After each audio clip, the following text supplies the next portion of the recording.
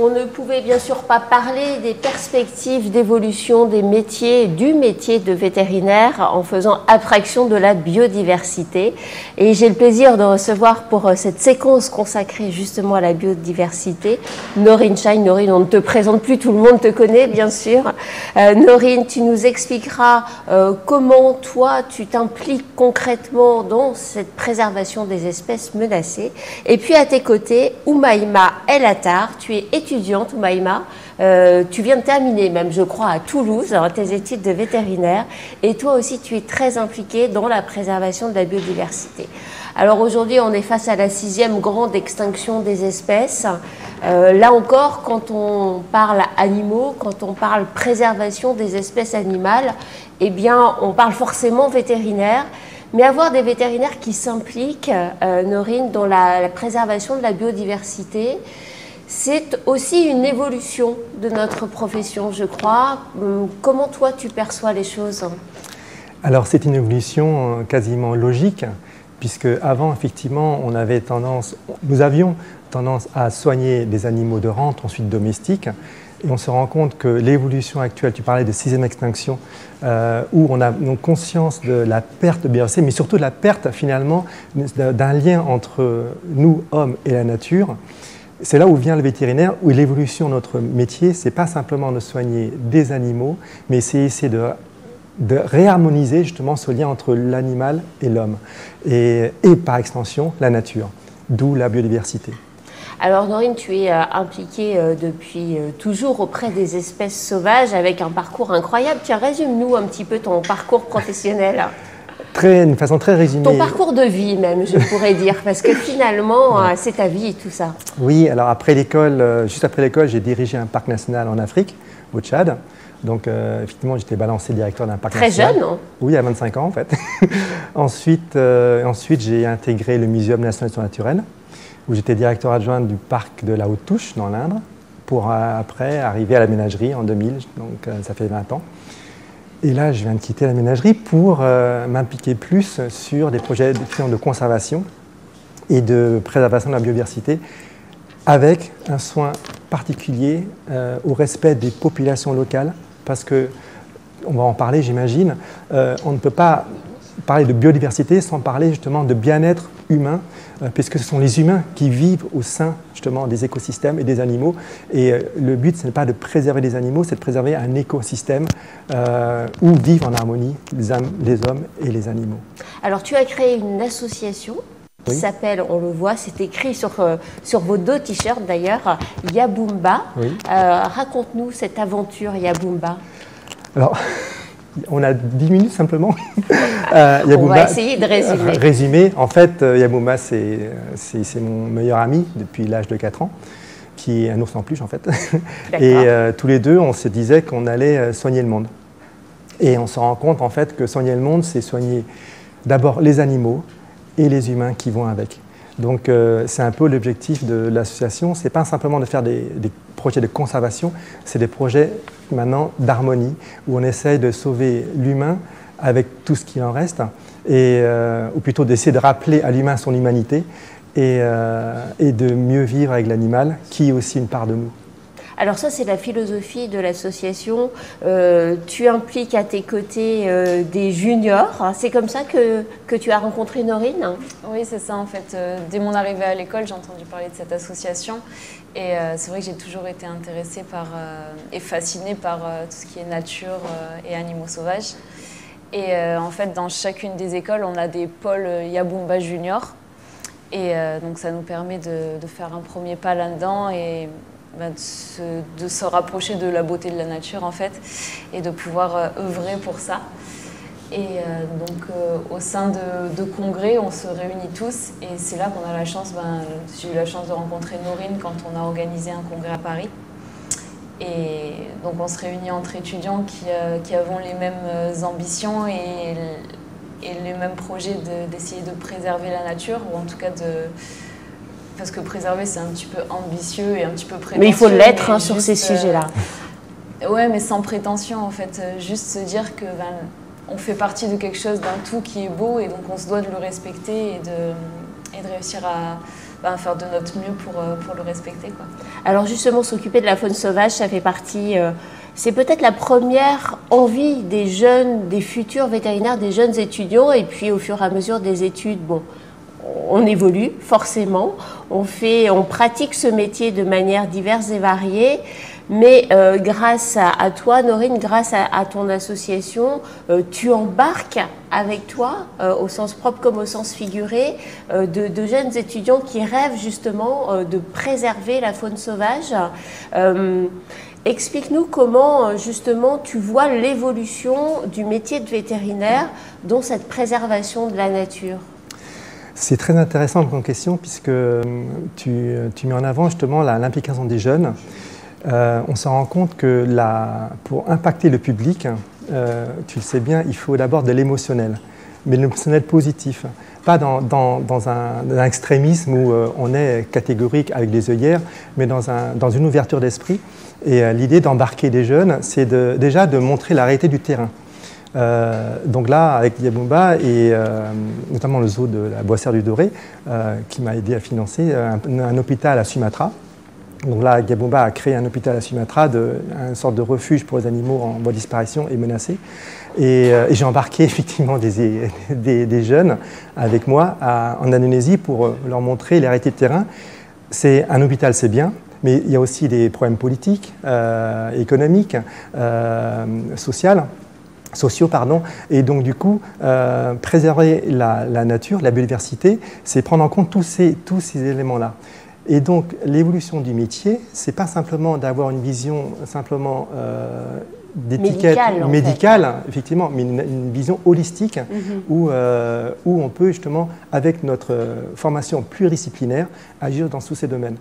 Est-ce que tu penses que nous sommes armés, en fait, pour vivre ça, ou est-ce que finalement c'est un apprentissage de terrain, un apprentissage presque de l'humanité qui vient après, au long cours?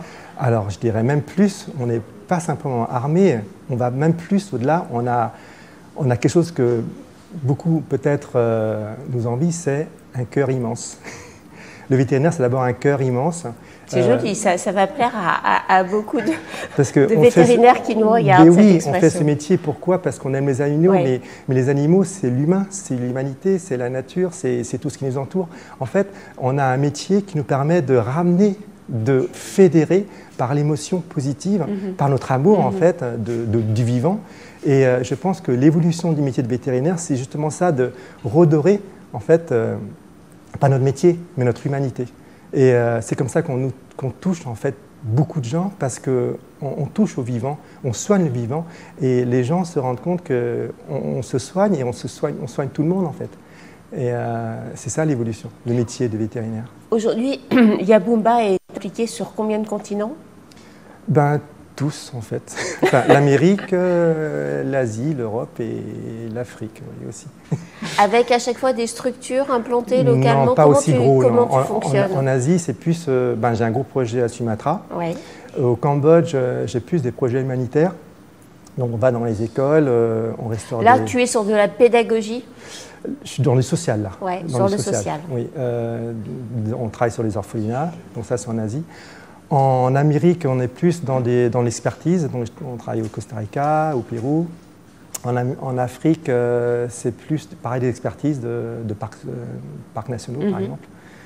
Et en Europe, c'est plus les pédagogies avec Yabumba Junior, mais mes activités sont plus en Asie, effectivement.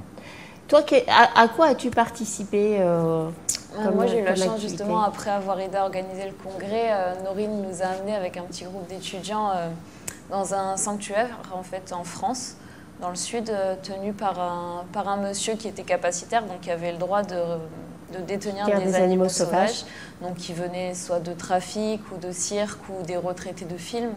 Et donc on a eu la chance de se rendre compte déjà des réalités, comme quoi c'était pas facile du tout d'ouvrir un centre de la sorte.